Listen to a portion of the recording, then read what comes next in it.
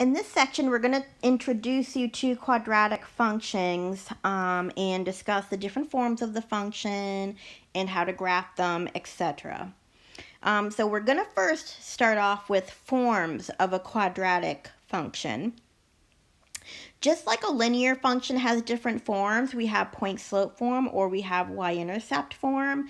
There's different forms of a quadratic function. So when you're in standard form, and sometimes in another book, and sometimes I'm guilty of this too, I call it vertex form, because that's what I grew up calling this. So if I slip and I call it vertex form, you'll know that I'm talking about standard form. So standard form will look like this.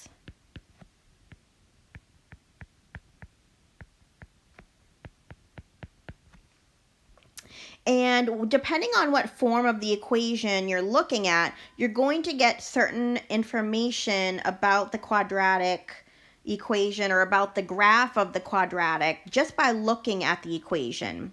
It's like give me information just by looking at it. There's not any work that you need to do. Okay. So the information that we get when it's in vertex form, the value of A tells us if the quadratic is concave up or concave down. If the A is positive, then it's going to be concave up. And the way that I like to remember that is I think a positive, I think a smiley shape. If someone's a positive person, they're going to be smiling. That always helped me remember which direction it's going to be facing. And then if A is negative, less than 0, then that person is not positive. They're negative and they've got a frown shape. So A is positive, meaning it's going to be concave up. That's the math term for it. I call it smile, but the math term is called concave up. And then the frown shape, the math term for that is concave down. Okay, the other piece of information that we get from the graph when we have it, when we're looking at standard form, is our HK. Whatever these points are, the H is the X coordinate of the vertex and the K is the Y coordinate of the vertex. And the vertex is going to be that point that's either a maximum or a minimum depending on which way the graph is facing. If it's a frown shape, then that vertex is going to be the maximum. It's going to be the top point. And then if it's a concave up, then that vertex is going to be a minimum. It's going to be at the bottom. So let me do that in a different color. So this point here or this point here is going to be your vertex. Okay, so when you're in general form, your equation is going to look like this. Okay, so again, your value of A is going to be the same information that you can get from the graph as when it's in standard form. These A's, this A and this A, should always be the same no matter what form it's in. If you're looking at it in standard form and that A says it's -2, then when it's in general form, that A should also be -2. Those values should always be the same. So again, when you're looking at it in general form, if your A is positive, you should have a smile shape. And if your A is negative, you should have a frown shape. The other piece of information that you get for free is your value of C. When you're looking at it in expanded form and you see your very last number without the X, that number is always going to be your y-intercept. And this works for any polynomial. Any polynomial, that last number without the x in it is always going to be your y-intercept. And that's why when you're looking at a linear function, y equals mx plus b, that's a polynomial. That last letter, that b, without the x, is your y-intercept.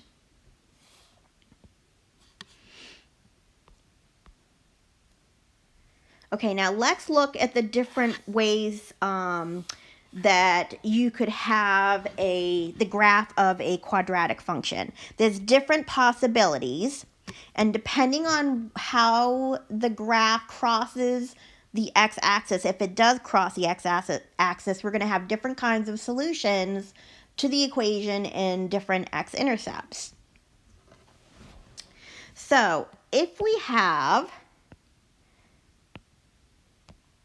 a quadratic equation that's been graphed, and it crosses the x-axis in two places, that means we are going to have two x-intercepts because it crosses the x-axis in two places. And those x-intercepts, because they cross the x-axis, the zeros, or the solutions to that equation, are going to be real. So we're going to have two real solutions. If you're looking at any polynomial, whatever that degree of the polynomial is, that's how many solutions or zeros that you should have to the equation, but sometimes not all of them are real, which means if they're not real, they're not going to cross the x-axis. So there's a subtle difference between x-intercept and zeros, and I'm trying to illustrate the difference between the two in this chart. Okay, so if we have this situation where we have one x-intercept, where that x-intercept is because the graph comes down, touches it, and bounces back up, or it could look, if it's concave down, it could look like this. Keep in mind it could be in the other direction as well. You have one x-intercept, but it's counted twice.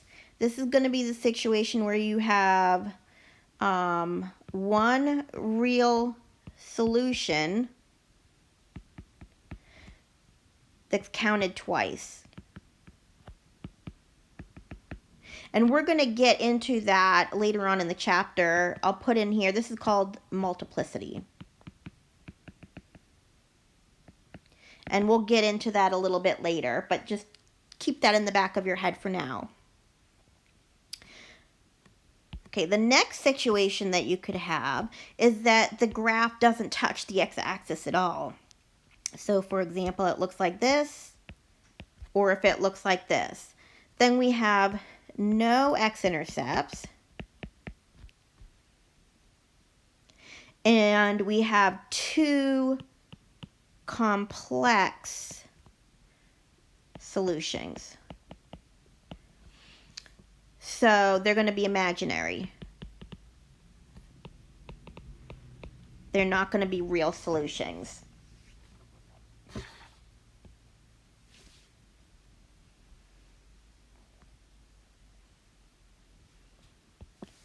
Okay, the next two examples, I just want to go through and practice with you going from general form into standard form, and then I'm going to work backwards and show you how to go in the other direction as well. So this is given to us in general form, where we have y is equal to ax squared plus bx plus c, where our a is 1, our b is 2, and our c is 4. This is our general form. We want to write it in standard form, so we want to rewrite it in this form here,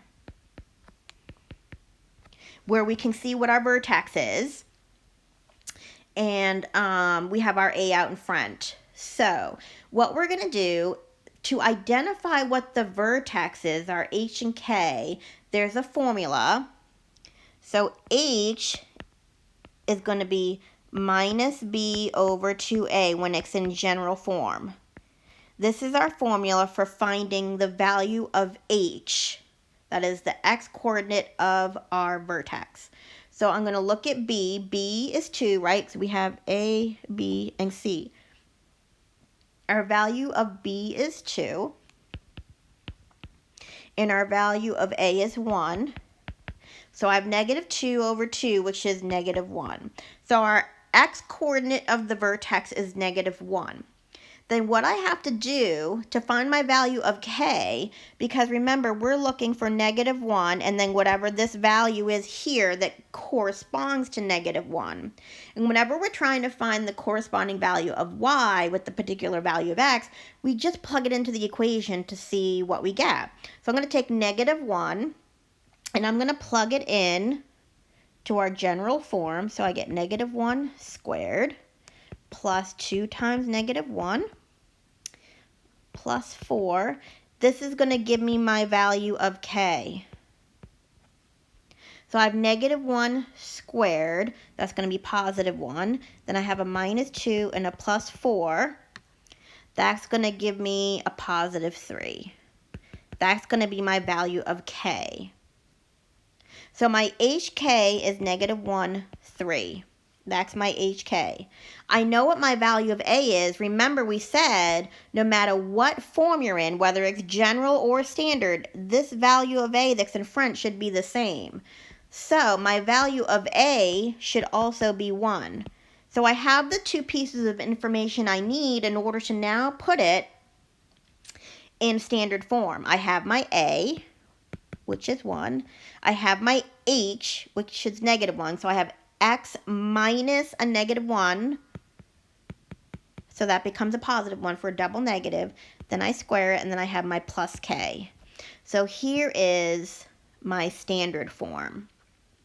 Now, if I had standard form and I wanted to go into general form and work backwards, all I would do is I would square the x plus 1. I would do x plus 1 times x plus 1, FOIL that out and expand it, add the 3, and I would get back into general form, which is the f of x is equal to x squared plus 2x plus 4.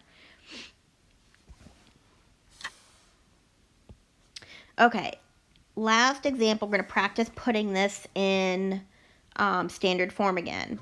This is general form. Here's my A, B, and C, right? My A is -3, my B is 6, and my C is -5. So to find my value of H, I'm going to do minus B over 2A. So I have -6, because my B is 6, over 2A, so 2 times -3. So I have -6 over -6, which is a +1. So there's my value of H. Now to find my value of K, I got to plug it back into my equation so I can find the corresponding value of Y. So I'm going to take -3 times 1 squared plus 6 times 1 minus 5. That's going to give me a -3 plus 6 minus 5. And that's going to give me a -2. So my HK is 1, -2. My value of A is going to be the same as it is when it's in general form. So I know my A is going to be -3, and I have my HK, so I can put it in my standard form now. I have Y is equal to -3 times x minus 1 squared minus 2. There's my A, there's my H, and there's my K.